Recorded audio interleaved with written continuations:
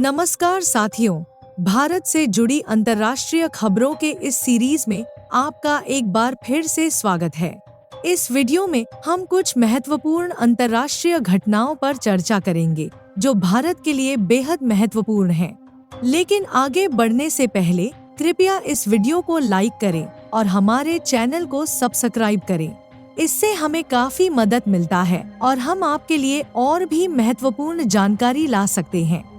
सबसे बड़ी खबर यह है कि नेपाल, जो अभी तक चीन के built and road initiative BRI के जाल में फंसा हुआ था, अब भारत के लिए अपने दरवाजे खोल चुका है। नेपाल ने चीन के प्रभाव से बाहर निकलकर भारत के साथ अपने संबंधों को और मजबूत करने का फैसला किया है। नेपाल अब अपने 3 अंतर्राष्ट्रीय हवाई अड्डों का संचालन भारत की कंपनी अदानी एंटरप्राइजेस को सौंपने जा रहा है। यह वही हवाई अड्डे हैं जिनके निर्माण में चीन ने भारी निवेश किया था। इस कदम से यह साफ हो गया है कि नेपाल, इटली और बांग्लादेश के बाद चीन के प्रभाव से बाहर निकलकर भारत के साथ खड़ा हो चुका है। नेपाली सूत्रों के अनुसार अदानी एंटरप्राइजेस की subsidiary company Adani ports holding limited ने नेपाली एजेंसी के साथ बातचीत शुरू कर दी है। यह बातचीत सफल होते ही अदानी एंटरप्राइजेस इन हवाई अड्डों का संचालन शुरू कर देगी। नेपाल के इस फैसले से यह साफ हो गया है कि चीन के लुभावने वादों और बड़े-बड़े डील्स के बावजूद नेपाल ने चीन के बिल्ट एंड रोड इनिशिएटिव का विरोध करना शुरू कर दिया है। यह भारत के लिए एक बड़ी जीत है, क्योंकि नेपाल की भूराजनीतिक स्थिति भारत के लिए बेहद महत्वपूर्ण है। नेपाल की सीमा एक तरफ भारत और दूसरी तरफ चीन से सटी हुई है, जिससे यह भारत के लिए एक रणनीतिक महत्वपूर्ण स्थान बन जाता है। अगली खबर है कि जर्मनी और स्पेन के बीच भारतीय नेवी को पनडुब्बी बेचने के लिए होड़ मची हुई है। भारत अपनी नेवी पावर को बढ़ाने के लिए ऐसी पनडुब्बी खरीदने की योजना बना रहा है जो एयर इंडिपेंडेंस टेक्नोलॉजी AIP से लैस हो। इस तकनीक की खास बात यह है कि ये पनडुब्बियां 3 दिनों तक लगातार पानी में रह सकती हैं और इतनी शांत होती है कि दुश्मन आसानी से इनका पता नहीं लगा सकते।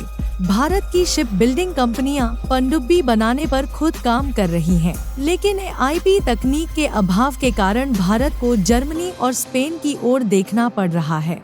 भारत ने साफ कर दिया है कि दोनों देशों की पनडुब्बियों का निरीक्षण अच्छे से किया जाएगा और जो भारत के लिए उपयुक्त लगेगी उसी को खरीदा जाएगा।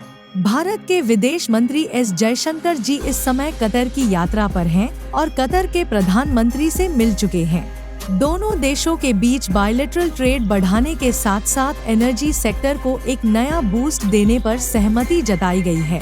इसमें कतर द्वारा भारत में नेचुरल गैस का इंपोर्ट शामिल है। आपको बता दें कि साल 2022 में कतर ने भारत के 8 पूर्व नेवी ऑफिसर्स को फांसी की सजा सुनाई थी, जिसके संबंध में कोई ठोस सबूत भारत को नहीं मिला था। इस घटना के बाद भारत और कतर के रिश्तों में खटास आ गई थी, लेकिन अब कतर को भारत के साथ अपने संबंध मजबूत बनाए रखने के लिए मजबूरन भारत के 8 नेवी ऑफिसर्स को रिहा करना पड़ा। S जयशंकर की यह यात्रा कतर और भारत के बिगड़े संबंधों को फिर से मजबूत करने की दिशा में एक महत्वपूर्ण कदम है। हाल ही में कतर ने 12 मिराज 2000 फाइटर जेट्स भारत को ऑफर किए हैं, जो अभी भी काफी अच्छी स्थिति में हैं। इंडियन एयरफोर्स इनकी जांच कर रही है और उम्मीद है कि भारत इन्हें खरीद सकता है। भारत के प्रधानमंत्री अपने तीसरे कार्यकाल में जल्द ही रूस की यात्रा करने जा रहे हैं। यह खबर अमेरिका के लिए चिंता का विषय बन गई है, क्योंकि अमेरिका नहीं चाहता कि भारत और रूस के बीच दोस्ती और बढ़े। अमेरिका को सबसे ज्यादा हैरानी तब हुई जब अमेरिकी प्रतिबंधों के बावजूद भी भारत और रूस के बीच ईरान और अजरबैजान से होकर international north south transportation corridor की शुरुआत की गई।